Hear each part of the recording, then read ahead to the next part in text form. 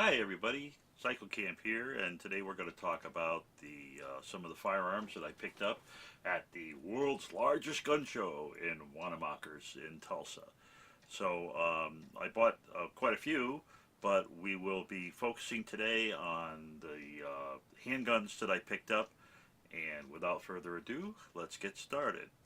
I have several actions that were not represented in my collection, and this is one of them. I did not own a flintlock, and I was able to find this pistol. This is a Belgian pistol. It is not a very old one. I don't collect museum quality pieces or any of that kind of stuff.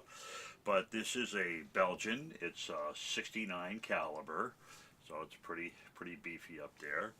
Uh, it is, I believe it's a reproduction. I don't think this is a period quality, piece gun. Also because of some of the screws and stuff on it, and the wood's in really good shape, and that's very unusual on a very old gun like this.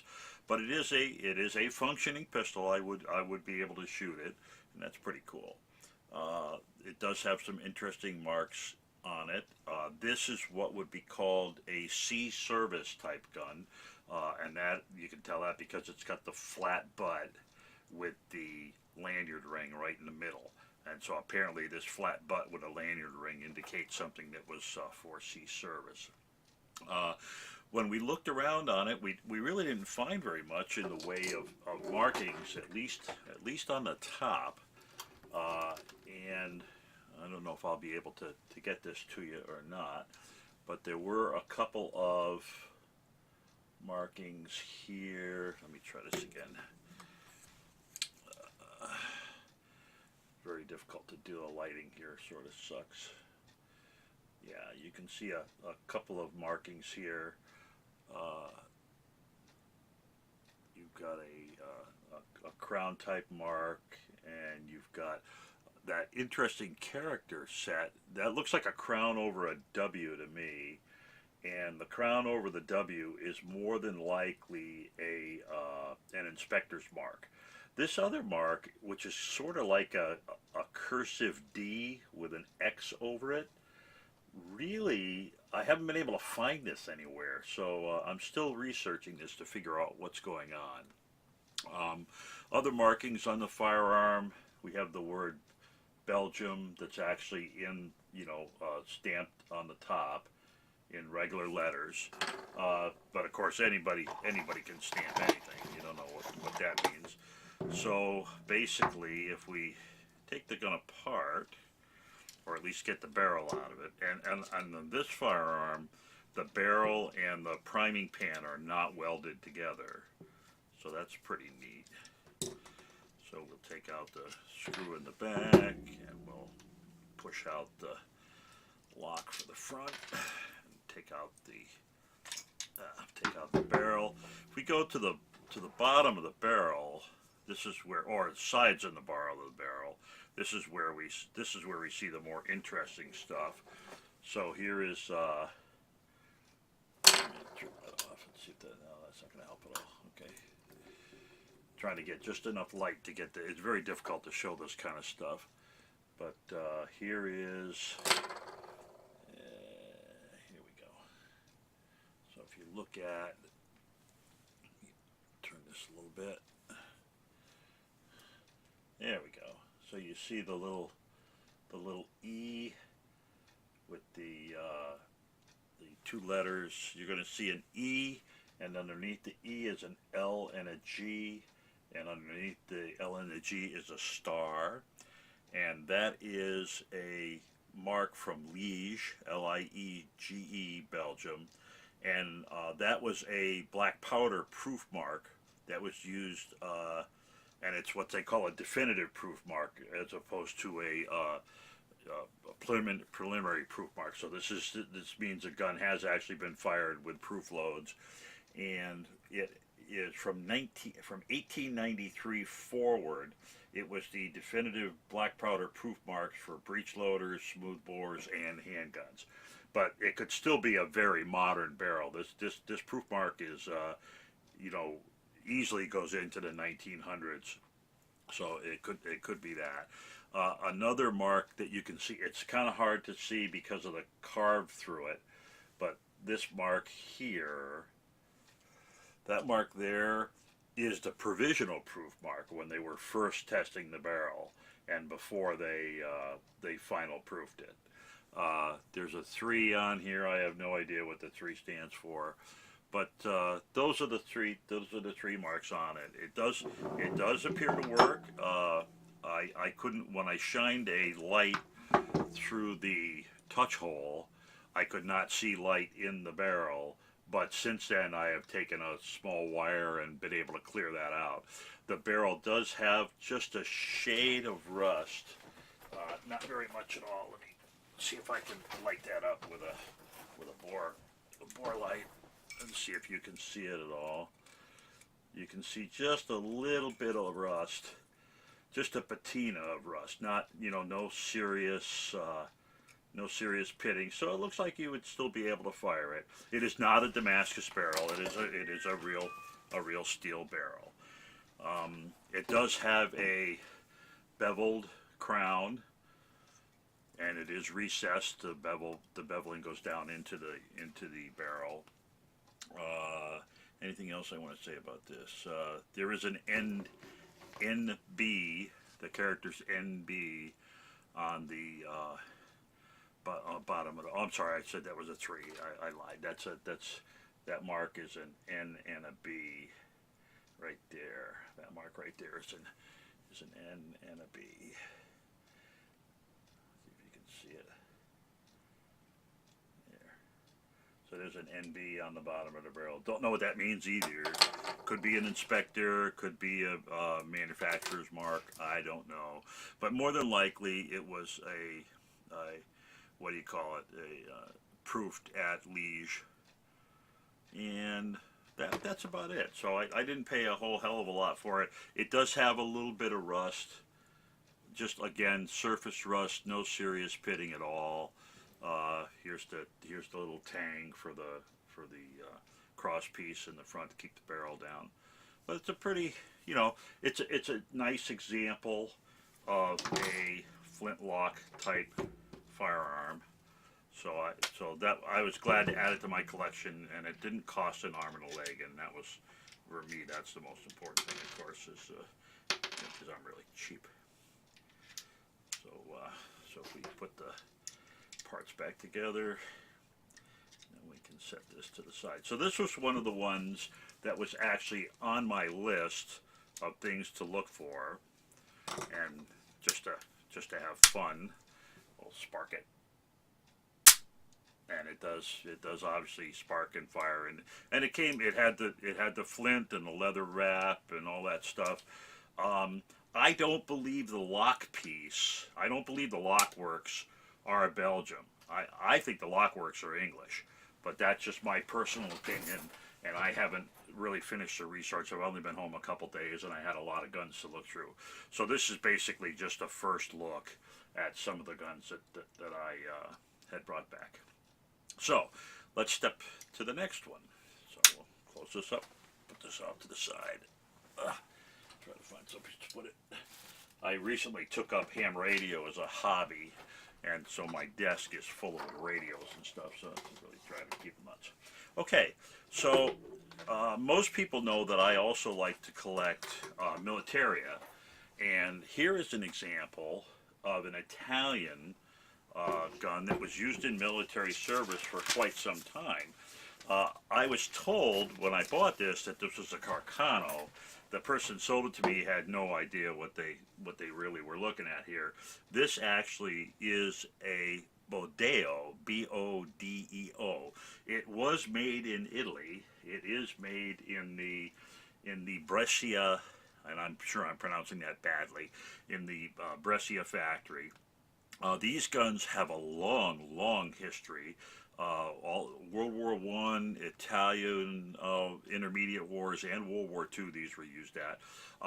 This particular gun is a 10.35 double action revolver, and it has some interesting characteristics, and we'll go through some of those. What I do want to say, this model, this firearm comes in two styles and three different versions. The first style is the one for enlisted people. So if you have an octagonal barrel with a folding hammer, I'm sorry, trigger, I'll be all right, folding hammer, what a nut. A folding hammer, sorry, I did it again, a folding trigger, then this was for the rank and file everyday soldier. If your firearm, and this is a model 1889. It probably was not produced in 1889, it was probably more like 1892 or 3. It's hard to tell because the serial numbers really don't tell you much on these guns. But if you have one with a rounded barrel and a trigger guard, then you have an officer's model. Okay, these were, so some of the markings on this guy. Obviously, we have a serial number back here. We have a serial number, and up here we have an inspector's mark, a crown over what is that? That's an RS, crown over RS. That's more than likely that's an inspector's mark. Over on the back side, we can see the stamp from the factory. If I can get this around, here we go. So here's Brescia, the stamp from the factory. Now, if this had been accepted in Italian military service, there should have been a mark in here someplace with a crown, and Brescia would have been like in an oval shape. So I'm not sure if this was actually a military piece or not, or if this was just sold, on the regular market. There is another very faint set of marks right up in here, but I cannot make them out. So I'll have to find, a picture of another gun that looks similar in order to figure that out. I mentioned that there were three versions of this, and the three versions of this all have to do with safeties. The original guns had no safeties on them at all. Then the intermediate ones have an internal hammer block, and the final version has an external safety.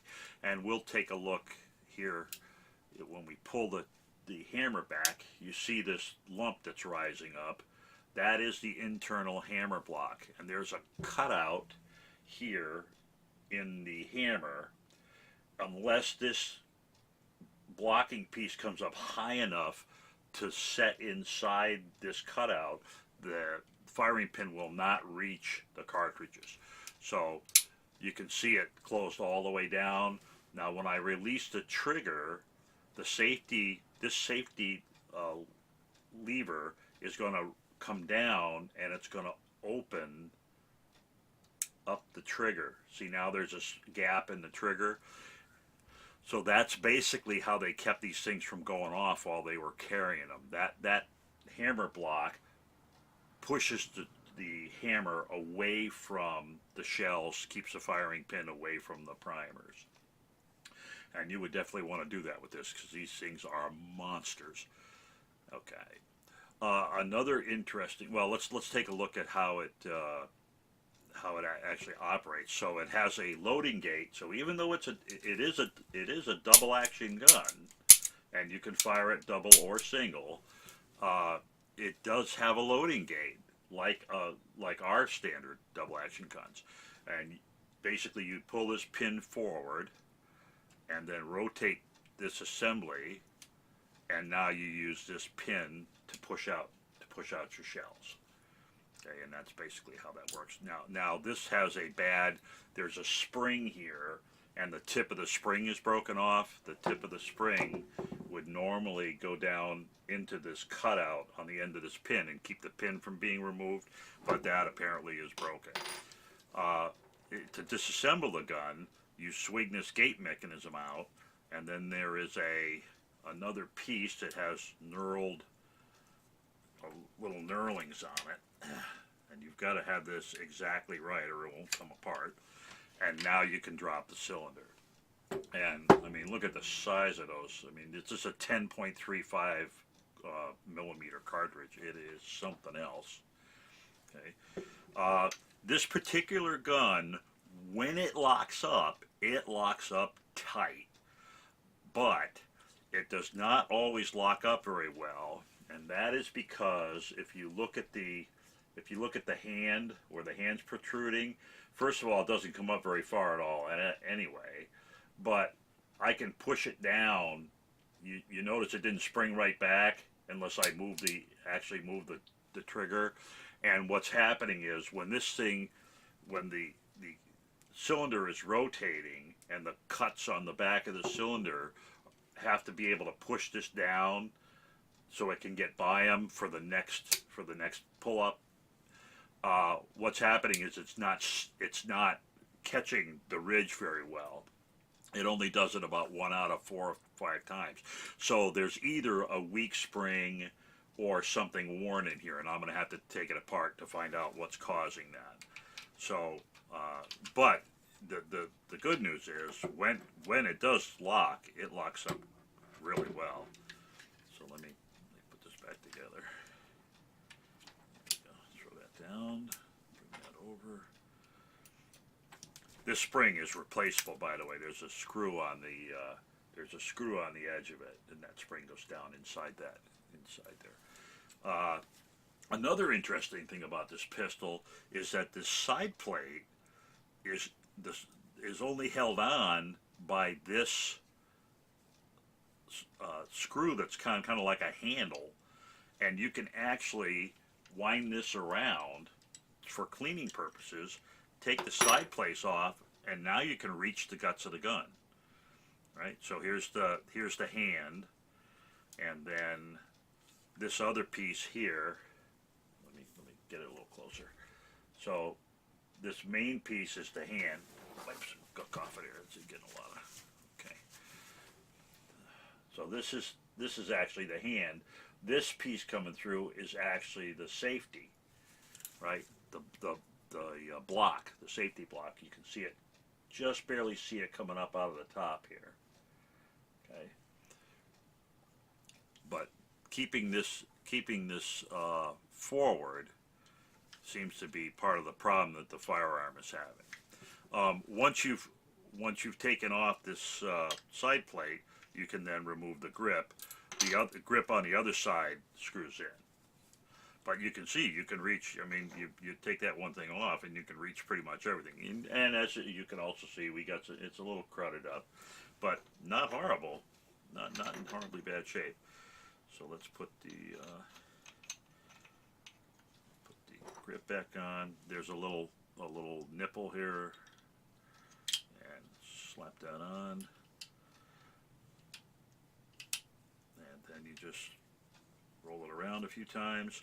Now there is a keeper. That screw right there is a keeper to keep this from falling out. So this is captive, and this probably should tighten up totally right about there, but it's old and worn, and so if you tighten it up all the way, you're up like that. So it really needs to, it's a little on the worn side. But that's basically it. So it's an 1889. I would date it right around 1893, 1895, right in there someplace. There is an excellent, really good See Arsenal thing about these guns. I believe they'll use an officer's model, however.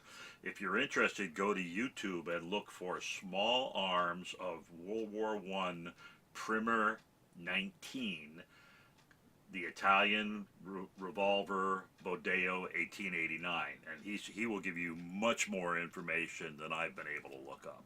And of course, I didn't want to steal his content. I'd rather reference it than steal it. So this will be a great addition to my Italian collection. I have a couple Carcano military rifles. Now I've got the handgun. Now all I've got to get is a semi-automatic and a semi-automatic pistol and a semi-automatic long gun to get the 4. I try to get 4 guns of every major combatant. So that's basically it. So that's the Bodeo. And those were the two that are kind of like collection worthy. So I did buy a couple of guns off the cuff, and let's talk about one of those. So here's a little pocket pistol, the Ultimate Saturday Night Special. This is a, believe it or not, this is actually a double action. It is 22 caliber. It is a Hopkins and Allen XL model double action, and you can see it's in pretty tough shape. You know, it's worn pretty good. It doesn't lock up fabulously well, but it's okay. Interesting enough, the way you deal with these is you pull the pin, you drop the cylinder, and then you use the pin to push the rounds out. This is a 22 caliber, but I've read, now some spots I've read said this is 22 long and 22 short.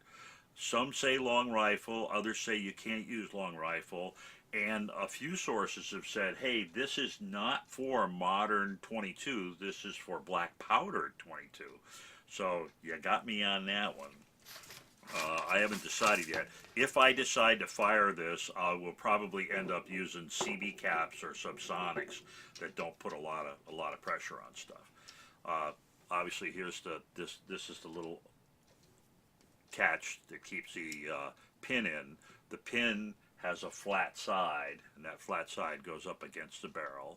It's a octagonal barrel again. And the firing pin is part of the hammer and all of that. It will fire single or double action. It was in fairly good shape. The reason I picked it up was I got it for really cheap. I won't say how cheap, but less than I spend on a typical lunch. Let's put it that way. This is made in Hopkins and Allen. In Norwich, Connecticut, and of course I'm from Connecticut, so I thought it would be really cute, and I really would like to try shooting this one. I do have to take a little bit of a look at it. It locks up pretty well. It's not, it moves a little, but not horribly. And with 22s, if I'm using like CB caps or something, it shouldn't be a big deal. So that was another guy that I picked up. Let me just check my notes here and see if there's anything else I need to tell you about it. Octagonal barrel. Looks like it has the original grips. The original grips with the H&A insignia on it. It's a 7-shot, which is kind of weird. But we'll see. The spring on this on the hand is weak, and it will go out of time occasionally. So you'll be firing it, and then it'll seize up, and you have to rotate it a little bit. I'm sorry, I don't actually think that's the hand though. There's a groove here on this one cut that's messed up. So I think that's what's actually causing it. And what's happening is the hand is not staying in track. It's trying to pull back a little bit and jam it up. But we'll take a look at that. When I have more time to look at it. I have not taken the gun apart. I have no idea what it looks like on the inside. But this is one of their little pocket pistols from back in the day. So pretty good stuff. Okay. So the last thing I want to show you is a Davis. I found a Davis Industries model DM22 22 Magnum Derringer. These are interesting little guns, little pocket guns. I immediately thought of G-Webs when I bought the previous gun for cheap, and I bought these because they were Davis's. This one is the okay shape, not fabulous, but it has a brother. So I ended up getting two of them for relatively inexpensive money. And they are kind of different. One of them, the serial number starts with a 0, and the other one is a newer one where the serial number starts with a 4. And it's interesting to see the design differences.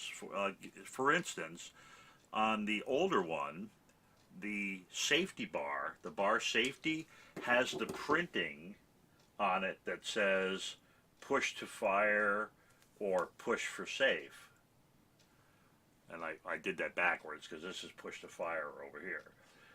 And on the newer firearm, the printing is actually on the receiver. Push for safe, right? Or push for fire. So that's one interesting difference. Another difference that I saw is the design of the extractor. If you look at the extractor on this one, you don't see any cutouts, right? Let me open this up. And of course it's spring loaded extractor, and you'll see the operating part that had the knurls so you can get at it. If you need to push it out a little further, is here near the head of the T, where it pops out. But on the other firearm, the extractors, the knurled part is still up there, but you'll notice there's a slot here and a pin, and the pin is what keeps it from sliding out, and it's exposed where you can see it. Now, this one has a broken ejector spring. This ejector should sit out here like this, just like the other one did, but the spring inside is broken, and for the life of me, I cannot figure out how to get this thing apart. And I haven't been able to find any assembly manuals or any of that kind of stuff that show how to get this off. So if anybody knows how to do that, I'd be glad to hear about it. These firearms are part of the Ring of Fire family. And for those of you who have not seen G-Web's videos on Ring of Fire guns, they are very interesting, where they track the history of these guns from all over the place. The safety stamp we talked about, these are 22 Magnum. These were probably made, as best as I can figure out, because there are no records on this. If they are, ATF has them. As best as I can figure out, the older one is probably from around, it's funny because the older one's in better shape. The older one is probably from around 1988-ish, and the newer one is probably around 1992-ish, 92, 93, 94.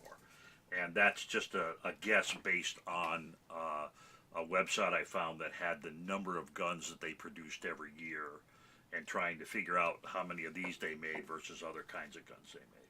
But they're very interesting little guns, and again, they were part of the Ring of Fire series and the Davis.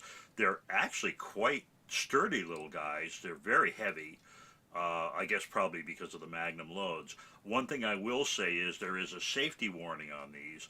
Apparently, this traversing block safety here, this hammer block, if you walk around with this a lot with it on the block, it can actually wear. The trigger is made out of some crap material. I'm sorry, trigger again. The hammer is made out of some crap material, and eventually it will wear the ledge on the trigger, and you can bring this close enough that it will actually start to engage the firing pins. The firing pins on these are free floating. They do not have springs on them to return them. So they're pretty interesting. This does have a cool little selector mechanism on the trigger. I'm sorry, on the hammer again. You see this little piece here? Well, every time you operate the firearm, that's like a toggle, and it goes higher, and now it's lower. You see that? It's way down low. You see the spring in back of it. So now it'll fire the bottom cylinder, and if I close it and open it again, now it's up higher, and it'll fire the higher cylinder. And that's how these things automatically select between the upper and the lower cylinders. Again, this gun is in a kind of rough shape. It's some kind of almost a painted finish. Looks like it'd be pretty easy to strip the finish off and refinish it, though. So that might be a fun project, to throw it in an ultrasonic and strip the finish off, and then either